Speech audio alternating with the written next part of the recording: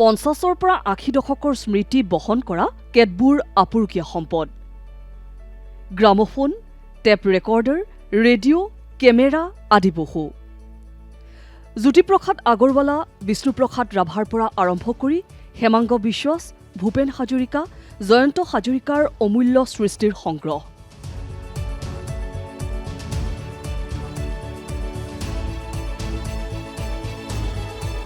যেন অসমৰ সাংস্কৃতিক সমলসমূহৰ এক জীৱন্ত দলিল। অসমৰ সাহিত্য সংস্কৃতি ক্ষেত্ৰলৈ অনন্য অৱদান আগবঢ়োৱা ডিব্ৰুগড়ৰ এইগৰাকী দেৱীপ্ৰসাদ বাগৰদীয়া আজীৱন অসমীয়া ভাষা সাহিত্য সংগীতৰ প্ৰচাৰ আৰু প্ৰসাৰৰ বাবে কাম কৰি আহিছে চাহ উদ্যোগ ক্ষেত্ৰৰে জড়িত দেৱীপ্ৰসাদ বাগৰদীয়াই। বাগৰদীয়াৰ গৃহত আছে এই বিশেষ সংগ্ৰহালয়টো, য'ত আছে এইসমূহ আপুৰুকীয়া সম্পদ।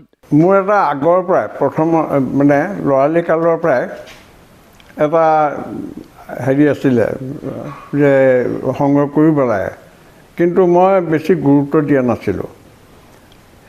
কিন্তু 1980 চনমানৰ পৰা মই ভালকৈ মানে সংগ্ৰহ কৰিম বুলি বস্তুবিলাক ৰাখিবলৈ ধৰিলোঁ। তাত অসমীয়াও আছে, হিন্দী আছে, ৰাজস্থানী আছে, ইউপি বা এইবিলাক লোকগীত আছে, চাইনিজ ৰেকৰ্ড আছে, ইংৰাজী ৰেকৰ্ড আছে, বাংলা ৰেকৰ্ড আছে, ৰাজস্থানী ৰেকৰ্ড আছে, বিভিন্ন ধৰণৰ ৰেকৰ্ড মই সংগ্ৰহ কৰিছোঁ। দীৰ্ঘদিনৰ পৰাই অসমীয়া সাহিত্য সংস্কৃতিৰ চৰ্চাৰে জড়িত বাগৰদীয়া পৰিয়াল।